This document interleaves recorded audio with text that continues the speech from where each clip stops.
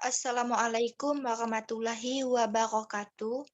Yang terhormat dosen pengajar Ibu Iin Parlina, SPD, MPD, dan Ibu Triska Purnamalia, SPD, MPD, serta dosen pembimbing Ibu Triska Purnamalia, SPD, MPD. Di sini kami dari kelompok 12 akan memaparkan hasil penelitian kami yang berjudul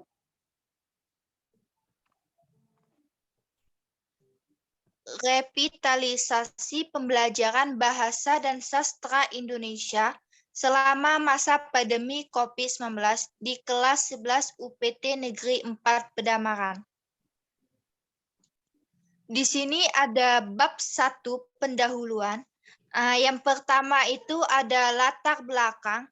Jadi, bentuk pembelajaran yang dapat dijadikan salah satu solusi dalam masa pandemi COVID-19 adalah pembelajaran daring atau dalam jaringan. Jadi pembelajaran daring itu merupakan pembelajaran yang menggunakan jaringan internet dengan aksesibilitas, konektivitas, dan kemampuan untuk memunculkan berbagai jenis interaksi pembelajaran. Di sini pembelajaran daring dimulai berbagai problematika pembelajaran yang dialami oleh pendidik dan peserta didik bermunculan. Selain itu juga permasalahan dalam melaksanakan pembelajaran daring, yaitu banyaknya tugas yang tidak menyesuaikan dengan waktu penyerahan tugas. Mengingat tugas tersebut yang diberikan tidak hanya dari guru, bukan hanya dari guru bahasa Indonesia. Jadi pernyataan senada juga muncul, yaitu penugasan yang dipenuhi tidak memperoleh umpan balik. Jadi sehingga ia tidak dialami oleh peserta didik yang harus segera diatasi.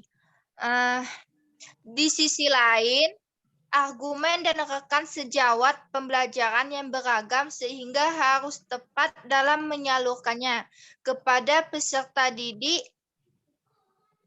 Berbagai latar belakang masalah di atas dapat menjadi kajian menarik untuk diteliti dan dikaji guna memperoleh solusi. Selanjutnya ada rumusan masalah. Jadi berdasarkan latar belakang yang telah diuraikan, maka dapat dirumuskan masalah sebagai berikut. Masalahnya itu seperti bagaimana pelaksanaan pembelajaran daring pada masa pandemi COVID-19 di kelas 11 UPT Negeri 4 Pedamaran tersebut. Kemudian tujuan penelitian itu berdasarkan rumusan masalah. Maka tujuan dari penelitian ini yaitu untuk mendeskripsikan pelaksanaan pembelajaran daring pada masa pandemi COVID-19 di kelas 11 UPT Negeri 4 Pedamaran. Selanjutnya, di sini ada manfaat penelitian. Nah, manfaat penelitian ini ada dua, yaitu yang pertama manfaat teoritis. Nah, dari hasil penelitian yang telah diperoleh penulis berharap dapat menambah kasana keilmuan dalam bidang pendidikan secara teoritis mengenai pelaksanaan pembelajaran daring di masa pandemi COVID-19 tersebut, serta dapat dijadikan sebagai bahan kajian teori untuk mengetahui dan memahami koneksi penelitian. Nah, selanjutnya di sini ada manfaat praktis. Nah, manfaat praktis itu terbagi menjadi 5.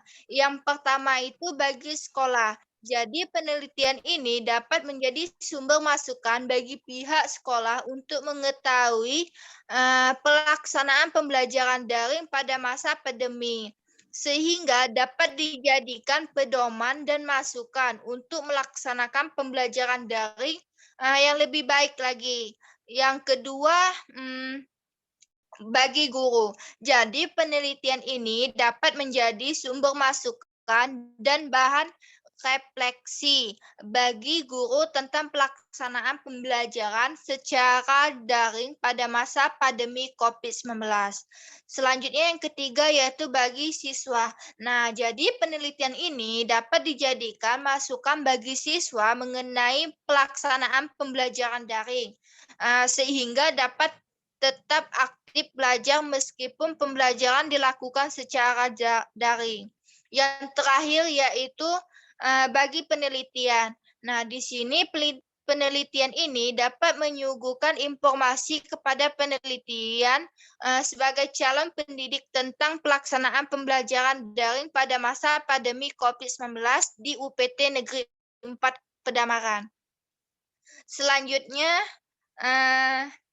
bab 2, di sini ada tinjauan pustaka. Yang pertama itu revitalisasi pembelajaran. Jadi, revitalisasi itu merupakan suatu proses atau cara dan perbuatan untuk menghidupkan kembali suatu hal yang sebelumnya tak berdaya, sehingga revitalisasi tersebut berarti menjadikan sesuatu atau perbuatan untuk menjadi vital. Nah, sedangkan kata vital itu mempunyai arti sangat penting atau sangat diperlukan sekali untuk kehidupan dan sebagainya. Revitalisasi ini dapat dilakukan dalam pembelajaran bahasa dan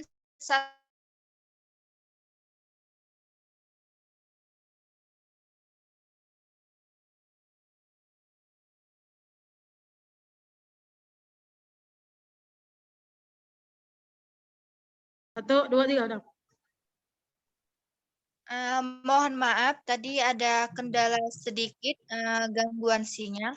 Di sini saya akan melanjutkan lagi pembahasannya.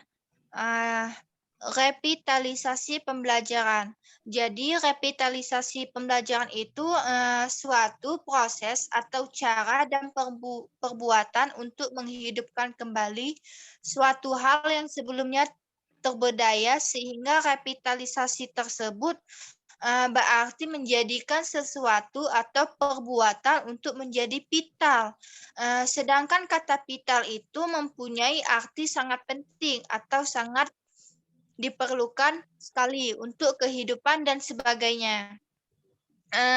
Revitalisasi dapat dilakukan pembelajaran bahasa dan sastra Indonesia penutur secara klasikal maupun pemodelan pada suatu komunitas tertentu untuk mendukung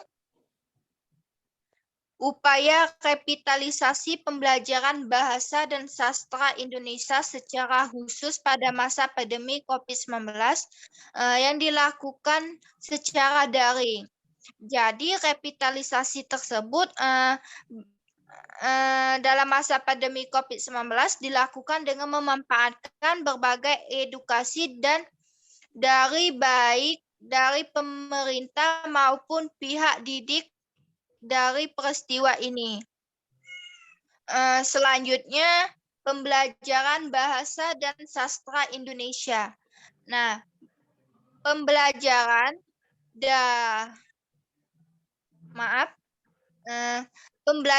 bahasa dan sastra Indonesia. Jadi, pembelajaran sebagai suatu aktivitas pendidikan di sekolah yang berfungsi untuk membantu pertumbuhan dan perkembangan anak agar tumbuh ke arah positif.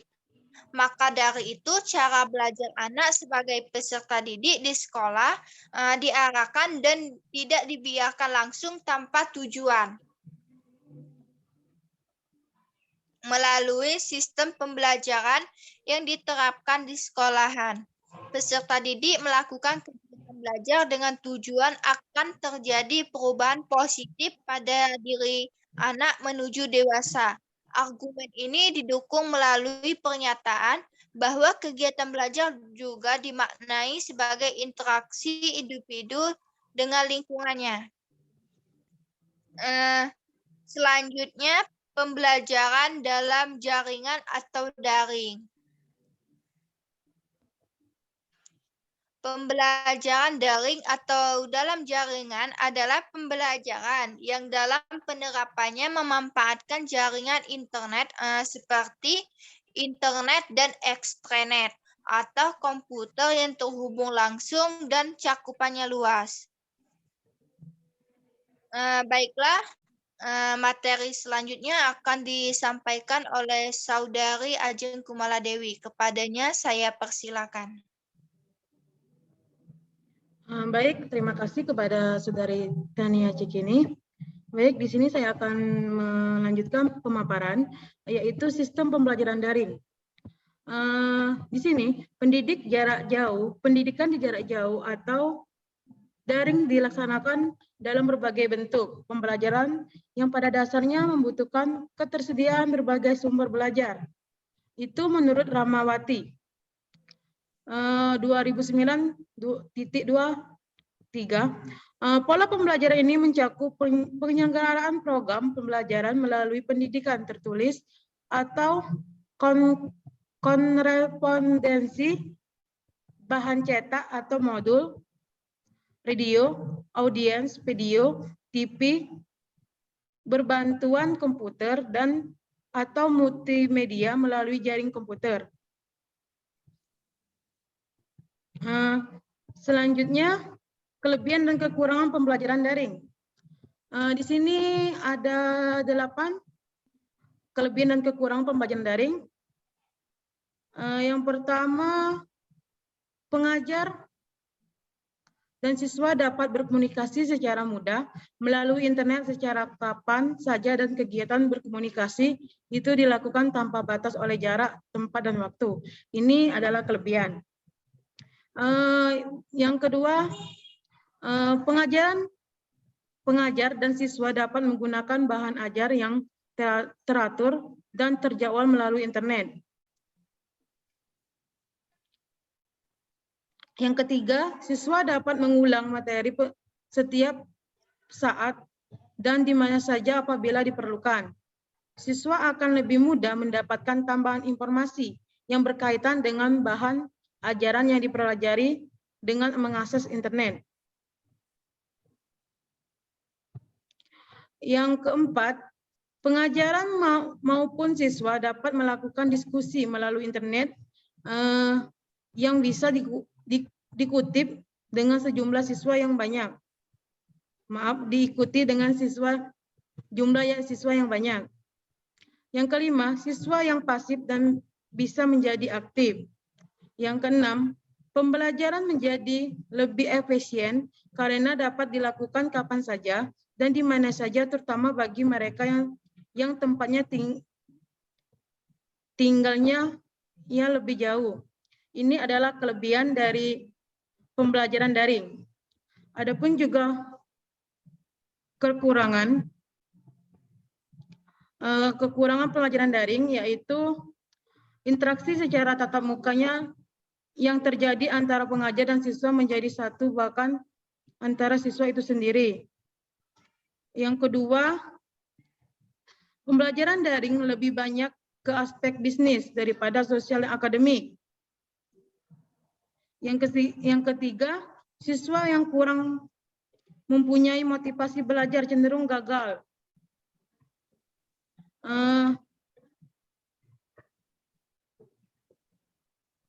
Baik, selanjutnya pandemi COVID. Sesuai dengan judul kami tadi, yaitu revitalisasi pembelajaran bahasa dan sastra Indonesia selama masa pandemi COVID.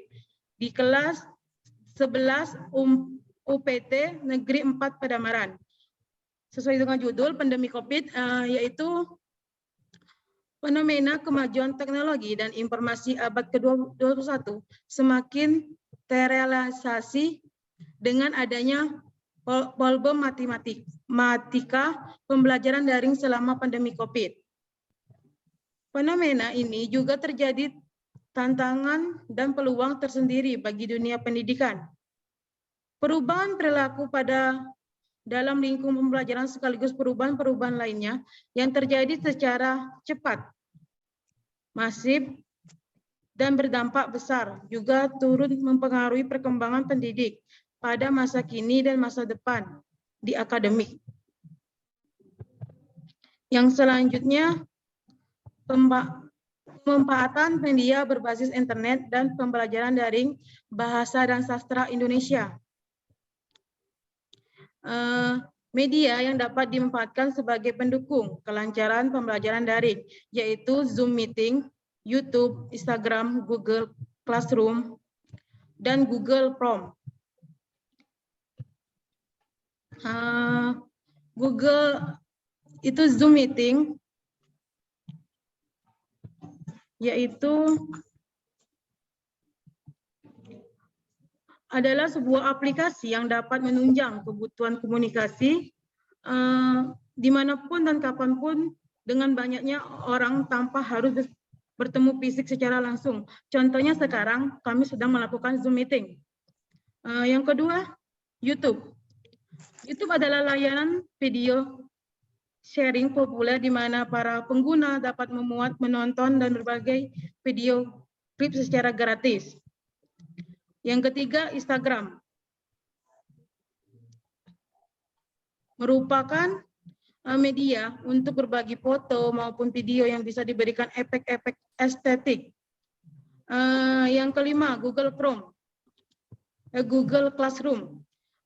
Merupakan kegiatan belajar mengajar menjadi lebih produktif dan bermakna dengan menyederhanakan tugas, meningkatkan kolaborasi, dan membina komunikasi.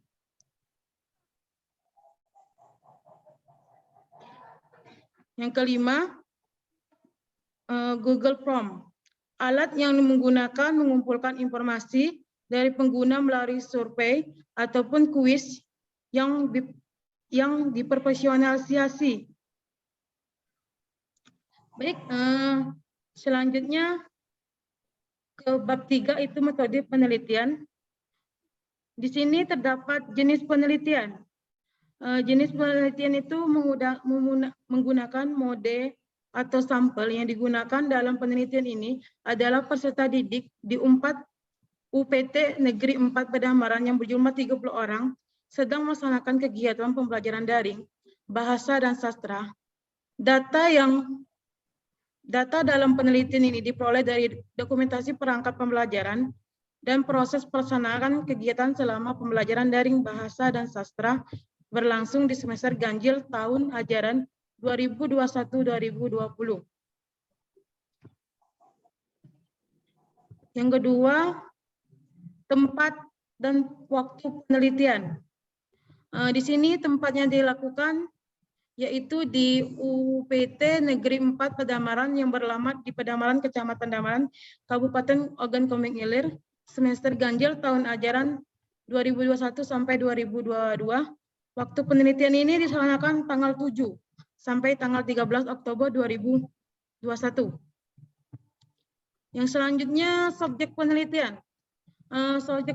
Subjek dalam penelitian ini adalah siswa dan guru. Guru dan siswa dijadikan subjek penelitian utama di informasi kunci. Karena sebagai pelaksana pembelajaran, selain itu guru juga dipandang sebagai orang yang benar-benar mengetahui tentang data akan dikumpulkan. Selanjutnya kepala sekolah, guru, dan beberapa siswa juga dijadikan sumber informasi untuk mendapatkan data dan informasi sebanyak-banyaknya.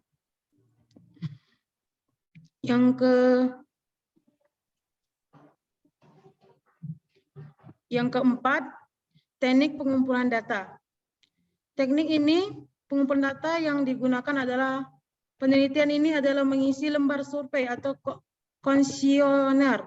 Adapun langkah-langkah pengumpulan data, yakini membagikan kuesioner survei kepada peserta didik melalui WhatsApp.